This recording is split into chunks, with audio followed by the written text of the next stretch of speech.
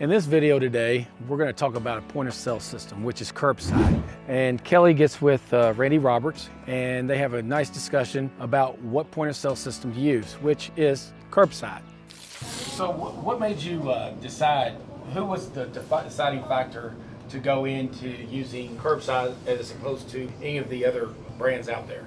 So when we partnered up on this, bottom line is we took a look at a whole bunch of different companies and we went through and weighed some of the pluses and minuses with them, and they all have very strong capabilities. It's what's the capabilities that are going to be best for you. So when we looked at that, what we looked at and I really preferred is some of the pre-design work that was done, so the website development, including the search engine optimization. I think that's a huge component of what they bring to the table. I think in addition, the communication with customers as we go through this really enhances what we're able to do and how we're able to make sure the customer knows exactly what's going on and when.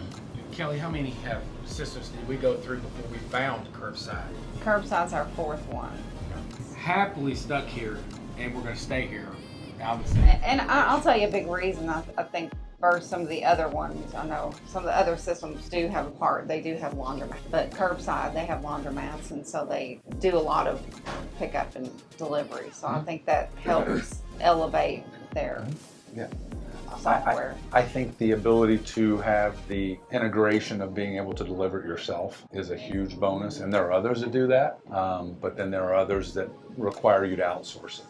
And in that space, in tier 2 towns, we're both from tier 2 towns, we're not in tier 1 towns. In a tier 1 town, that may make more sense, but in a tier 2 town, like the majority of the US is, I want to own that component of the customer experience, because if everything goes right and that goes wrong, you've got a bad review coming.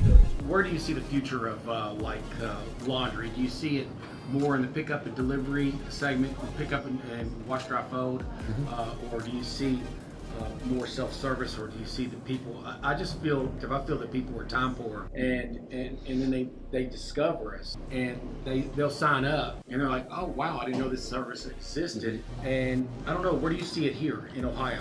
So you're probably never going to lose the self-service customer space. I don't think that's going to go away. I'll compare it to people that have a yard, and do they want to spend the time mowing the yard, or do they want to have somebody come mow the yard for them on a weekly basis? 15, 20 years ago, people thought, hey, you've got a lawn service? Wow, that's really, I can't believe you can afford something like that. And now you go through a neighborhood and 50% of the yards are being mowed via yard service. Very good comparison. What are your incentives that you get your customers? Do you give your customers a bag when they get started, or? So what we'll do is we'll take a couple different approaches. For some of our larger customers, we will give them a bag.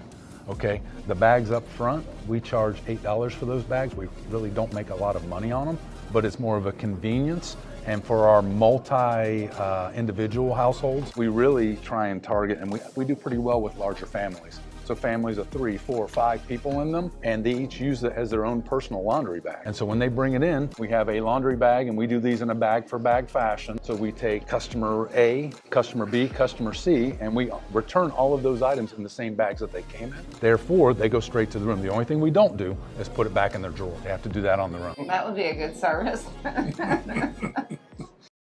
So, would you suggest someone starting out with pickup and delivery to have a POS in place, or what would you suggest? So when I look at it, there's probably a few different types of people in the way they handle these items. So some people want to kind of do it as, I'm not real certain this is where I want to go, so I'm going to try and minimize my initial investment because I don't know if this is going to work or not. And those people typically try and use a calendar and maybe their regular point of sale system and try and put the system together. I have found through trying to grow this is if you're doing it with disparate components, what really happens is it becomes unmanageable. So with that being the case, anybody that's convinced that it's a direction they want to go ought to make an initial investment in this with the intent of growing and scaling into it. It does take a little bit of time to develop routes. I wish it happened overnight, but it takes a few months. It takes longer in some instances. Having a POS system, do you think that makes your company look more professional? Absolutely, yeah, absolutely. I think that the messaging that comes out of it, so what the customer sees when they have a driver en route, when they have a driver that's made a pickup, it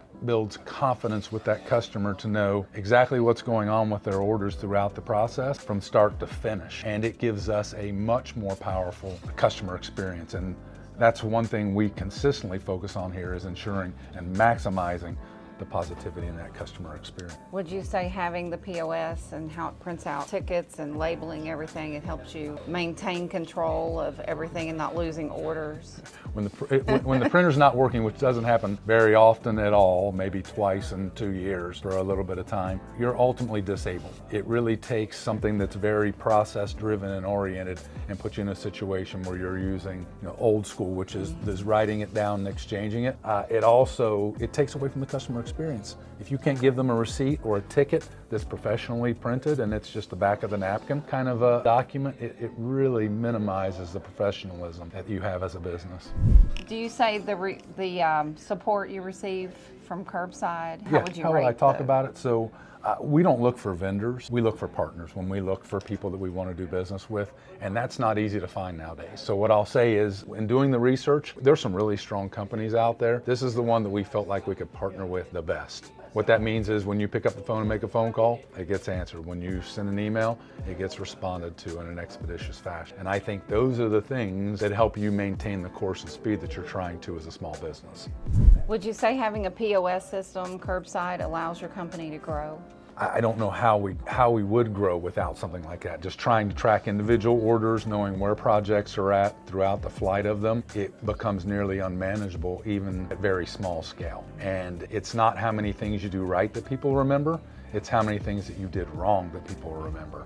So if you do it right 99% of the time and 1% you don't show up for a pickup or you don't show up for a delivery, that's what people remember. So the software here enables us to not make those mistakes. Well, thank you. Thank you. So here we are with Randy Roberts. Hello. And he's going to show us a little bit about his storage lockers. These storage lockers, these are for customers that, commercial and residential customers. We are not staffed 2 hours a day. Some of our larger customers want to drop when they want to drop between 7 and 9 a.m. So we've set up a locker system, and these are like the lockers what you'd find in a health club. And we basically code them for the account level. So we've got multiple accounts, multiple locations that we put them in, and we basically tie it to specific things associated with their account. And so they come in the morning, they basically lock and unlock and have storage for them on demand anytime they're here.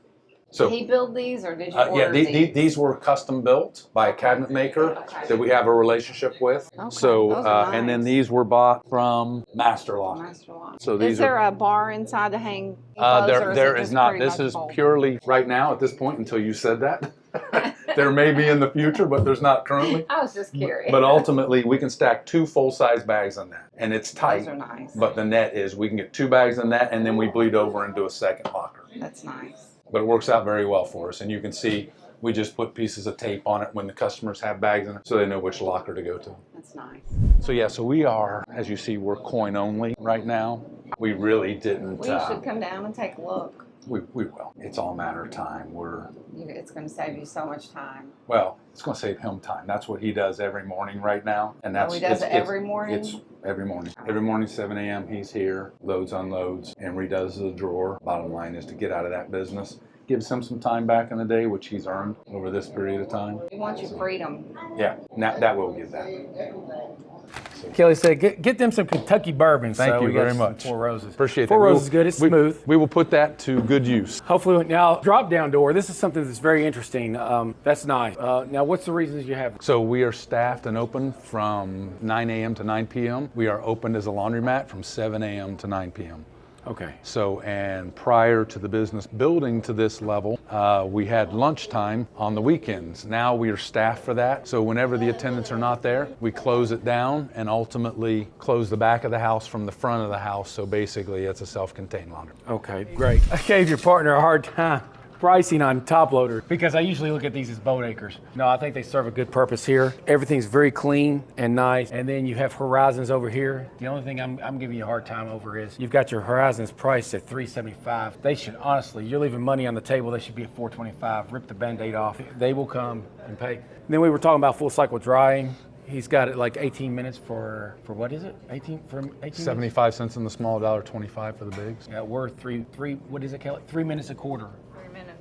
A quarter. Well, of course, things are a lot easier when you do switch to card. He likes so when you guys switch everything over, everything will be card. We're going to go there. Oh, heck yeah. We're gonna Laundry works. But no, I think the store is beautiful. This floor is amazing. Me and Kelly, first thing we noticed when we walked in here is the cleanliness of this place. And that's what makes people come. It's very smart to have cups and this little tray underneath your quarters. If you're gonna have quarters, that's a hell of an idea. I wish I had that idea, 10 years ago when we were doing this, for 15, however long ago we've been implementing all these. If we weren't going all card everywhere, we would definitely implement that system. That's a great idea. It is a great idea. I think there's a lot to learn here. This is great. I'm glad to have come down here finally to meet you guys. We're in really person. happy you guys coming up, and we need to reciprocate. We really would like to come down and see how you're doing. Anytime. Now we're going to go to your other store to check out your folder. And that's exciting for us because we just we just purchased a 20,000 square foot warehouse, and where we're wanting to take all our wash, dry, and fold, and pick up and delivery service to that. So we feel like this folder, if we like it, and I'm sure we will, we put one of those there, and then we want to put maybe a little bit bigger one in, just do the operation out there, and then take the back side of that store that we're going to take some washers and dryers out of and make some seating and vending. Yeah, so we're going to a closed laundromat. So it is. So you've it's closed all- this laundromat, this laundromat completely. It is closed to the public currently. It is a production facility. So I like to call this the show. Okay. And I like to call the other location the go. Well, good. Okay, outstanding. Well, we like what you're doing here. Thank you very much. All right. Appreciate the time. All right, thank you. Hopefully this video helped you decide about which point of sale system to use. And don't forget to like and subscribe.